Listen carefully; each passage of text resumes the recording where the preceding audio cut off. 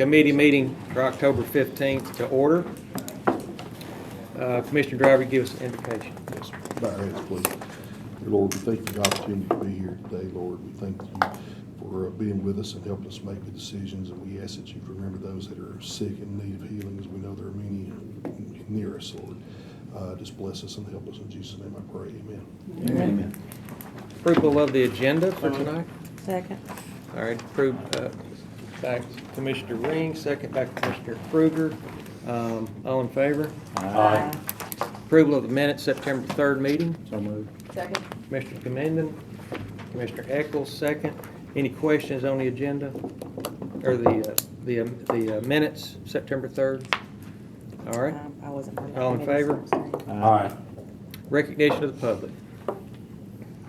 Seeing none, report of the chair. I just want to thank you for the opportunity to chair the committee this year. Probably won't be as fast as Commissioner Good, but I'll do my best.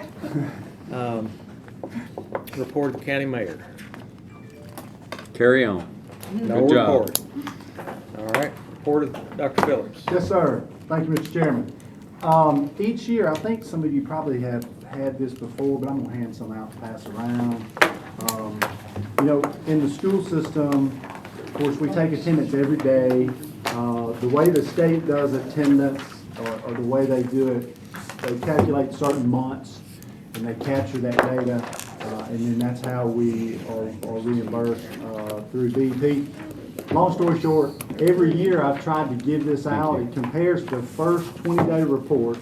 We submit every 20 days. So we call them 20-day reports. This is the first 20-day report year over year from 2000, what is it now, 18 or 19 years? Something like that, 2001, 2002. So it gives a good history, and of course you see where schools have been added.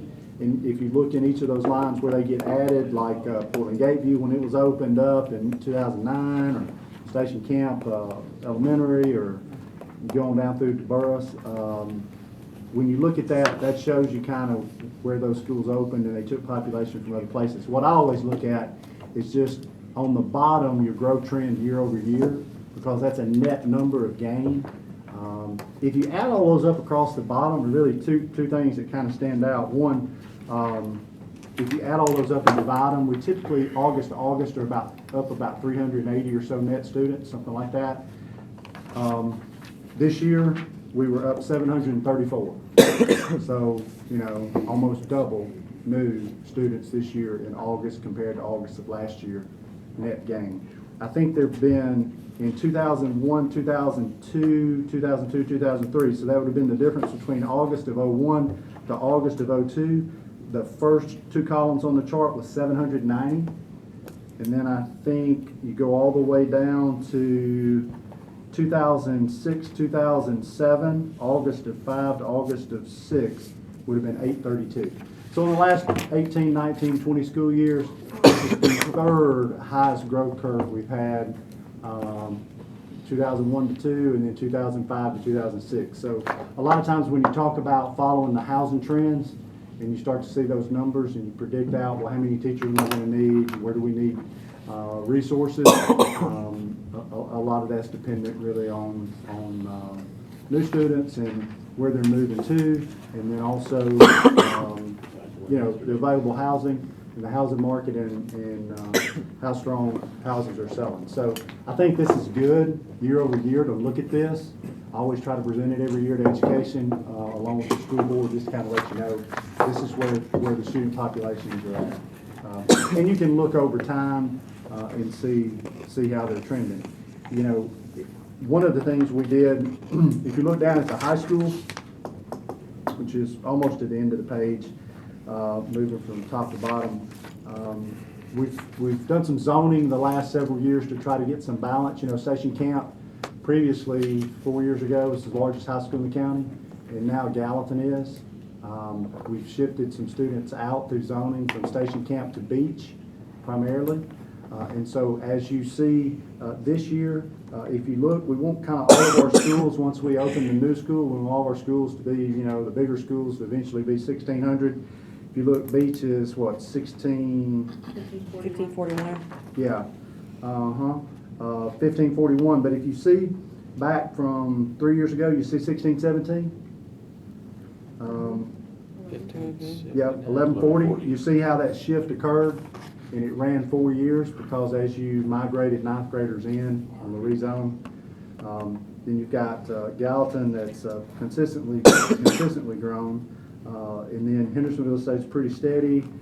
Portland does the same. And then you see Station Camp. They've gone from 1767 to 1334. That's what we want to happen. Because after all the shifts with the new schools occur between Gallatin and Beach, Station Camp is where that density is going to occur. It's going to be in the Station Camp High School feeder pattern.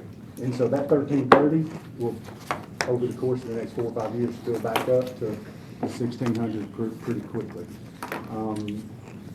You know, long story short, Station Camp complex, if you look at the middle school, what's it, about 960 or so, 950, 960.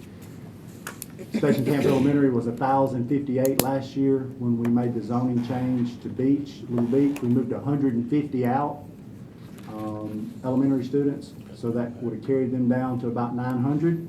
We were hoping on the growth curve that we would make it 3 years to the new school open before they got to 1,050 again.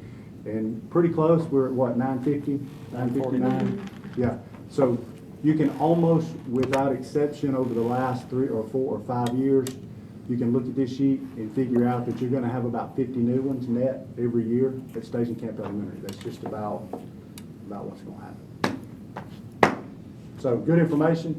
You can study it, stare at it, and if this is when all the zoning recommendations and changes and looking at housing and where we build schools and that kind of stuff comes down to a lot of this. Looks like we just crossed a 30,000 student 30,000, threshold. yeah, for the first time. Yeah. Yep, I told the school board, I think I mentioned in here, education and budget this past year, that I thought we would be 30,000 for the first time.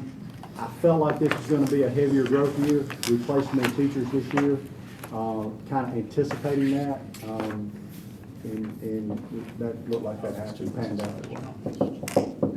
So, wanted you to have that. Also, any questions about that, Mr. Chairman? Yes, sir. Okay, you got 13 at Portland TCAT, and every time I go by there, they're parked on the football field even. They are. Yeah. I just want, you know, they're, I mean, a lot of them are probably, some of them may be as old as I am, I don't know. You know, TCAT, I think TCAT Portland is providing the service we intended for it to. We knew that would never probably be, you know, we even talked about it. I mean, we thought maximum number would be 40, 45 or so of the K-12 kiddos. And I still think we'll get there. No, I mean, there's way over 100 students there now. Oh, yeah, no, Yeah, yeah. but I just wonder, Yeah, it's a mix. They're going. Yeah, they're full. And we, you Yeah. know, we just did the upstairs there. Yeah. They just added 2 programs there.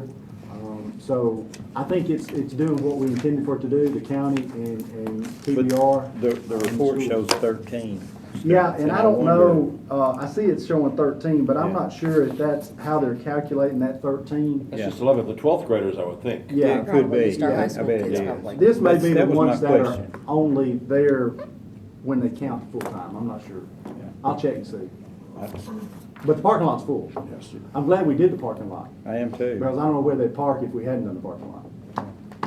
But, the building's serving its purpose, I It think is. it's good. Yeah, I do It's good too. for Portland, it's good for the county, it's good for the kiddos we have there, but, you know, when you walk in there during the day, there are a lot of adults there getting a job skill that will help them get a job, or a better job, and that's a good thing. That helps This one. us. A lot of Robertson County tags in it, too. Yeah, that's true.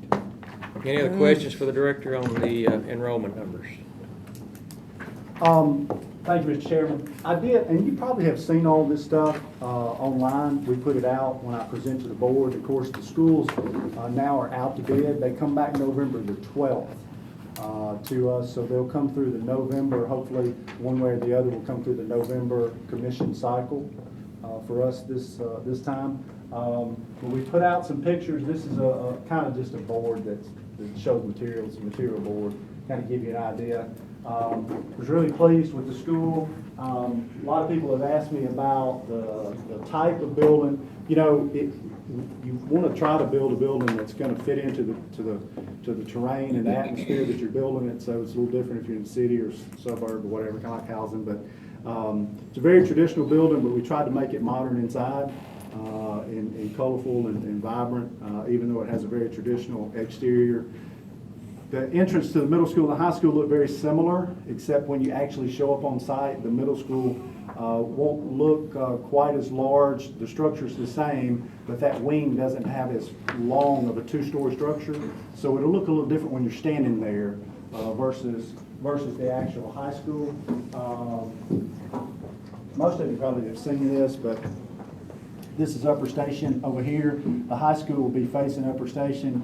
This is mostly student parking and parking for athletics, and then as the road comes through, the elementary school's over by itself. The pad for the middle school actually sits right here, where that future middle school is at. It'll actually be done right here. And so that's kind of how things lay out. In retrospect, if you drive up Hunter's Lane and stop where it is now, you know, Mr. Brown's house is here. This is his house in the barns. Kind of gives you some perspective of where it's at. Kind of over in that flatter area past where that little creek runs. Question, Dr. Phelps? Yes, sir. What about the playground? It's Playground? not on there. Is there, you know, Yes. isn't there gonna be a playground on there? Yeah. Park, I mean? Yeah, the elementary school playground is back here. Okay, but isn't there gonna be a park that's dedicated to Mr. Brown's wife? Isn't it It separate? is, but it's up by the house. Okay, Yeah. So those dollars that were allocated in the will, we still have to do that plan. Gotcha. But finalize that plan. But those dollars will be spent around the house is what we have in mind. It won't be over at the school. Gotcha. It will be at a different, their citizens location. asked me, so I thought I'd ask. Yeah. This is a high school floor plan. Of course, you know, it's like most things, it's a lot of boxes, but we tried to color code it. You know, you have the middle school entrance and the high school entrance. This is the high school entrance actually here. And this is the middle school entrance, I think. Yep, no, right here's the middle school entrance. So if you see, the two-story wing is shorter on the middle school than it is the high school. So when you get there, you'll see, you'll visibly be able to tell the difference. It's a little hard to see in renderings, but you'll be able to tell the difference. There's some neat things to give you an idea here. This is right at 300,000 square feet for this building. If you put that in perspective, our high schools currently, including annexes, like at Beach or at White House, are between 252 and 298. So it would be about like the square footage of our larger high schools that are currently out there. Some people ask me questions a little bit about how this works, and you know, we're designing this to be used by middle school for a time being for one wing of it, and then some shared spaces, and then of course at the end of the day it'll be the vast majority of its life it'll be a freshman annex wing and then a high school wing, so it'll be 9-12. The middle school, so really when you get down to it, the middle school has their own cafeteria that will eventually be the freshman cafeteria. They use the same multimedia center area. We did build in the gyms, of course. There's an auxiliary gym that's upstairs, and then the main court gym, so they can split those up. PE and things like that are separated. So middle school PE, dressing areas and that kind of thing won't be, you know, right with high school. They're separated. It's a two-story gym. Two-story gym, yep, two-story gym. We did make some shared spaces that I think kind of build a sense of community. These courtyards are going to be really nice, and I think that's an area where we have one outside of the cafeteria, and we have one big one here kind of in the center of where the activities are at the high school.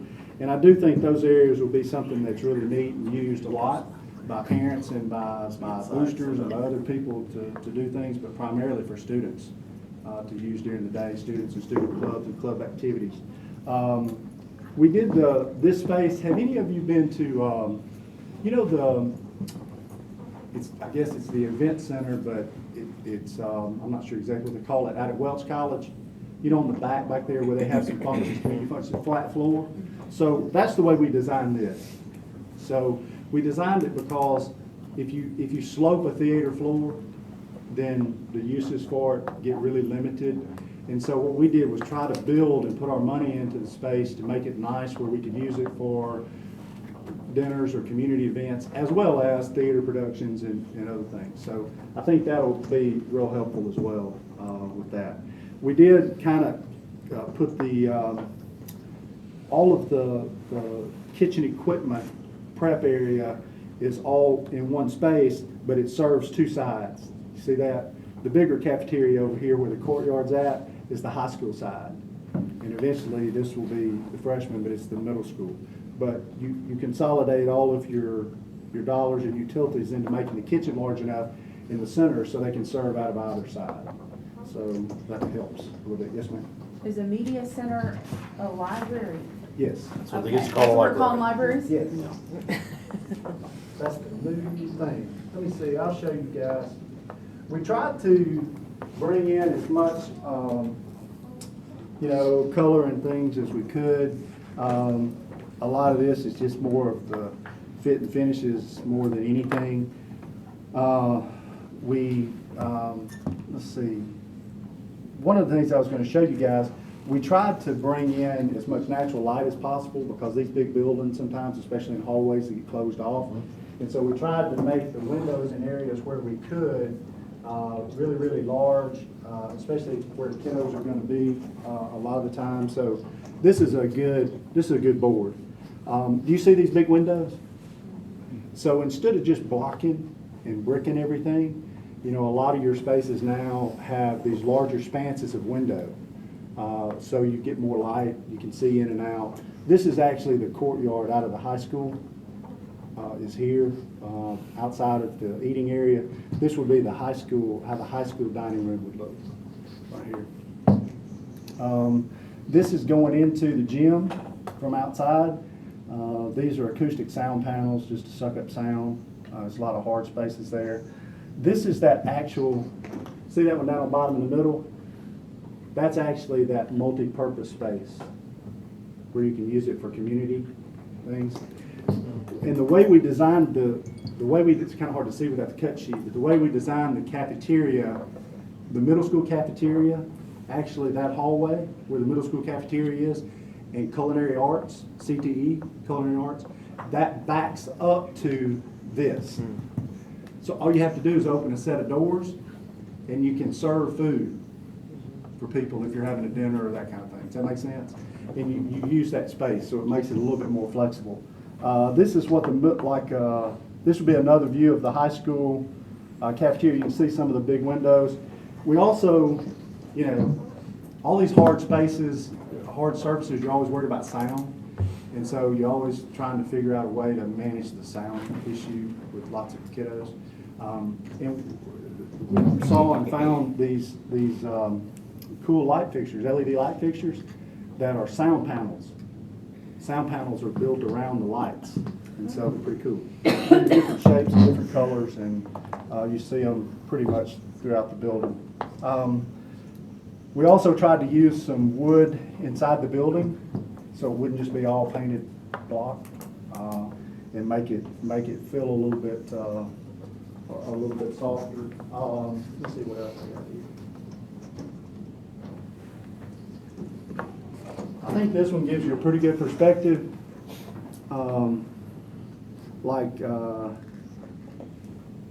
This is actually the high school from kind of a front view here. That's another view. Actually, this is middle school. It should say middle school right there. It does online. This is actually a picture of the courtyard, one of the courtyards.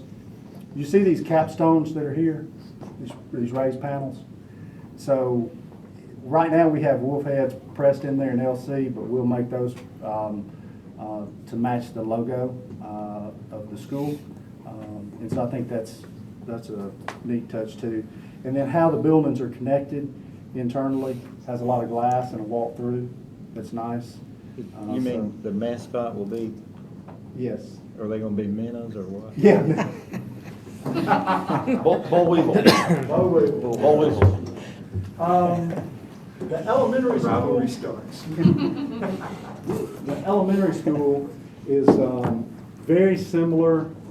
It's about 90,000 square feet, 91. To give you perspective, Burris, which that's the building that we've built for a long time now. We call it the E building, E design. design. It's about 93, somewhere right around there. So it's very similar in size, very similar in look. We kind of went through that building, and we always try to improve it. There were some architectural things that you would never notice, like roof lines and things that we cleaned up to make it easier to build for a contractor. And things that unless you're building the building, you would never know, that we think improves the building. But this actual floor plan, everything on this side, minus a few changes in the office area, is pretty much the same as what we've been building. We did change this side. We changed this side of the hallway. So if you go in Burris and the other buildings, the gym is turned a different way, and the stage is not in the middle. It's kind of weird a little bit. So we listened and we tried to change it, flip it around. And the cafeteria used to sit this way, in the old one with the kitchen back here, and we flipped it around. The reason we did that is because if you look at the actual layout, we tried to protect the green space side of the campus. So if you look at the way the campus is laid out for the elementary school, you'll see that we tried to protect this side. Does that make sense? So we have all of our traffic and stuff routing on three sides of the building. The reason for that is because this is going to be a really amazing view back up this green space up toward the hill here. The middle school eventually will be here, and you'll be able to see it in the distance, and of course the high school's up on the hill. You'll be able to see it. We wanted to try to protect all this green space that we could for future use, for field days, for everything else, and you don't have to worry about traffic being right on top of you. Does that make sense? We also put in those large windows like we talked about. We put those on the cafeteria side and the school, and so it makes it feel a lot more open, kind of like the high school. We also added outside, I think there's a picture of it. And I think this will get used a lot. I don't know exactly how, but see how the larger windows are to the end of the cafeteria, the elementary school? And we also added this covered outdoor area, pavilion area, onto the school. So I feel pretty confident that this will get used a ton. Outside dining. Yeah. Not only by Reward kiddos, days. maybe, Danny, maybe in a reward system where a class does it, gets to eat out there this week or whatever. But I think it'll also, for every PTO event that ever happens there, we'll use it. There's no question about that. So I feel like that space will really get used, and it is kind of a mini version of what we're trying to do at the high school with the courtyards. You want to create some outdoor spaces that kiddos and parents and teachers can use, and I think that's a good thing. My point to that was, if you come out these doors, the reason we have positioned the building that way, if you come out those doors, everything in front of you will be that green space. Will be grass. It won't be pavement and parking lot and all that stuff. And that's why we tried to do that, get everything on one side of the elementary school.